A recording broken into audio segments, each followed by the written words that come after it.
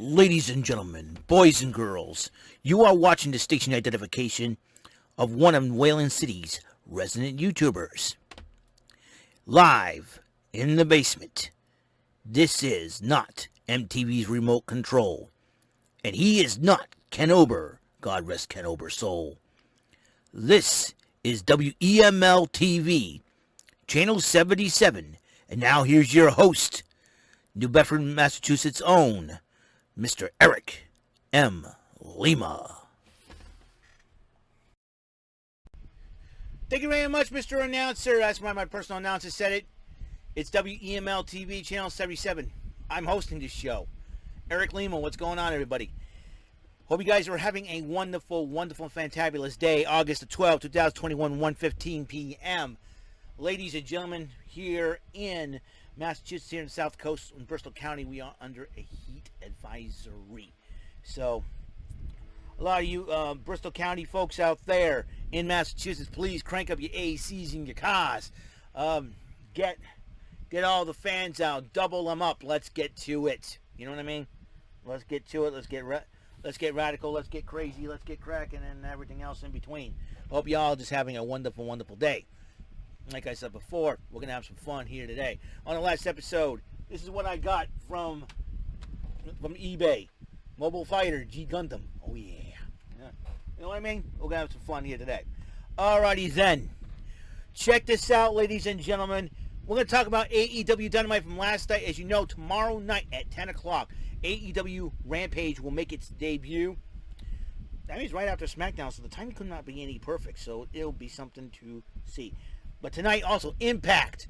Let's see, what will be the fallout from the challenge from Deonna Purrazzo being challenged by Melina. That will be interesting to see. And I wonder if Melina's going to wrestle tonight on Impact. Who knows for sure. Maybe Melina will have buddy. But we got to beware too. Su Yung and Kimberly are running around. Then we don't know what trouble they're going to cause.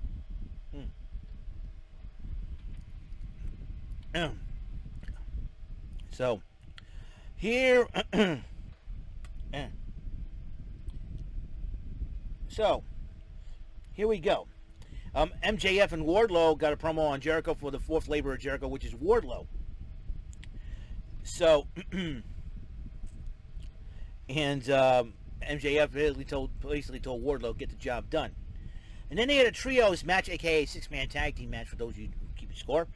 It was the Elites, Kenny Omega and the AEW World Heavyweight Champion and the AEW Tag Team Champions, the Young Bucks, to take on the team of Dante Martin, and Dante Martin, and the Sydal brothers, Mike and Matt Sydal.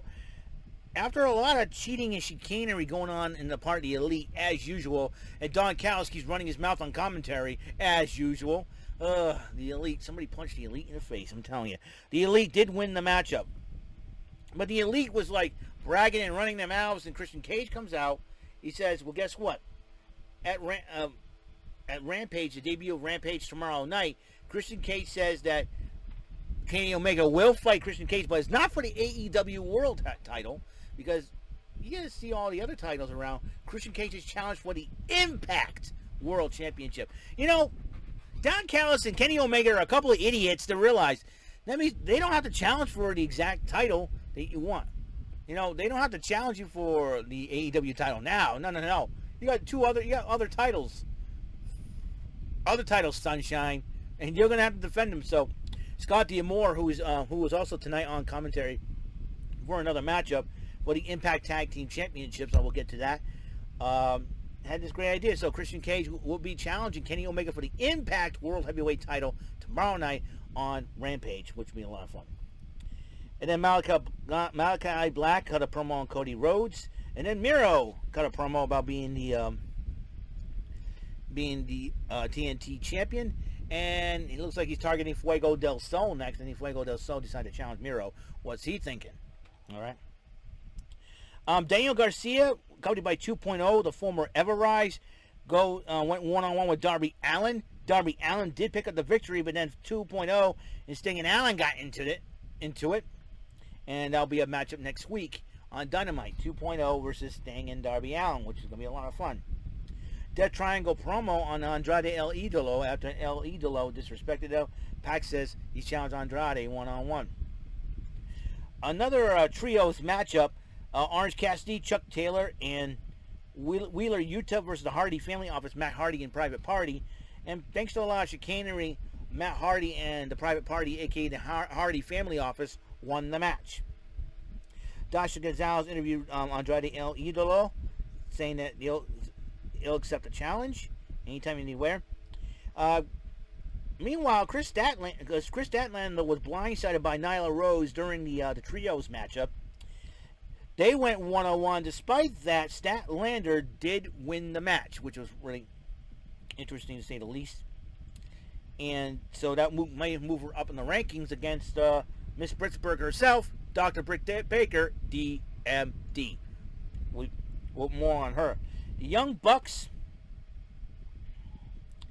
were cutting a promo while shooting hoops, and then the Jurassic Express decided to run interference on that, and Luchasaurus did his best Dikembe Mutombo impression. Not in my house.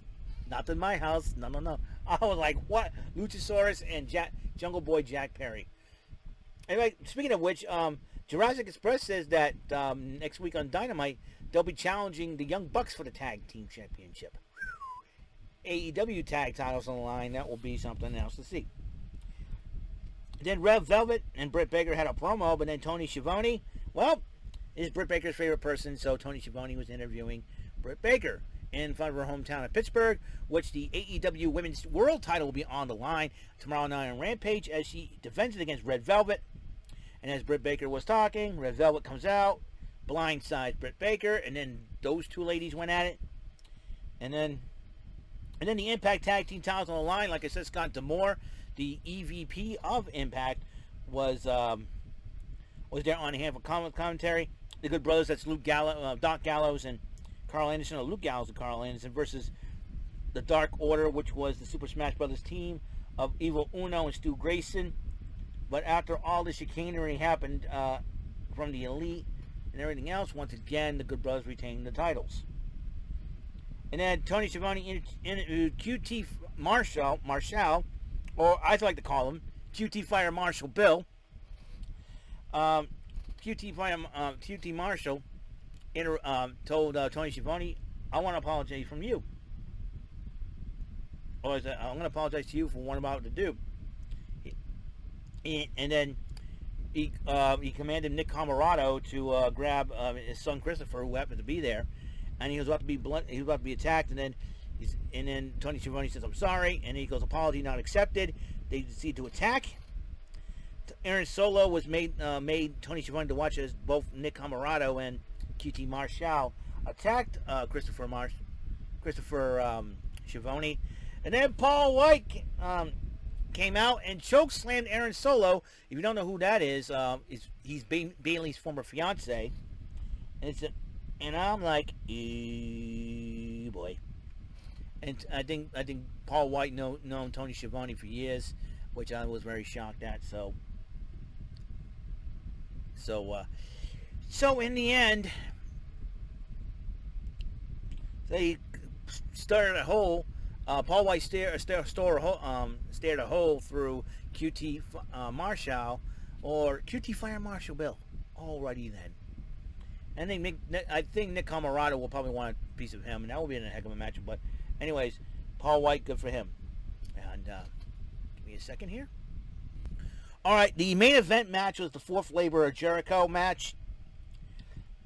Chris Jericho versus Wardlow, and that idiot Maxwell Jacob Freeman's at ringside as usual, and both men were doing trying to whatever it takes to win. But in the end, Maxwell Jacob Freeman was stupid enough to let Jericho cheat by distracting the referee. Jericho had a baseball bat, hits Wardlow with it, and then hits the Judas Effect, 1, 2, 3. So, and then while Wardlow and MJF and Shawn Spears was attacking, Sammy Guevara went after Shawn Spears, Jake Hager went after Wardlow and such, and MJF was attacking Jericho. And then MJF says, you know what, fifth Labour Jericho, here's the deal, you can't win with the Judas Effect. I don't know how stupid Maxwell Jacob Freeman is. Of course, he doesn't have to use the Judas effect. Dude, it's Chris Jericho you're talking about here. And he says this, that, he says that, you're not going to enter out to your theme song of Judas, and these schmucks are not going to sing you in it.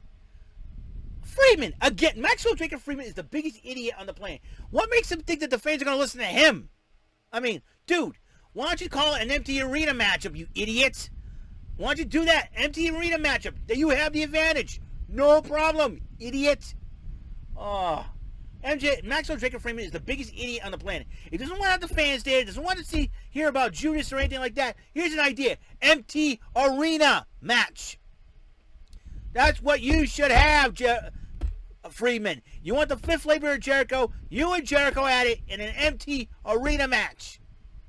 Come on. I mean, how stupid are you? And then he tweets that any signs that are hateful towards me and anything will be confiscated. Good luck with that, Freeman. What an idiot.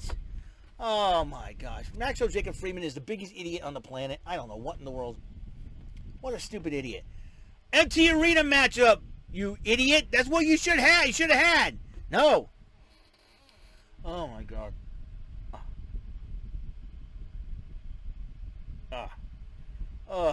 What a dummy. What a dummy. All right. That's all the time we have on the show. On the next episode, 463, and it will be the 23rd episode of the Bullseye Bonus Island. That's right. Thundercracker Thursday is coming. I'll see you guys later. You guys have a wonderful day. Until the next episode, peace, love, bless out.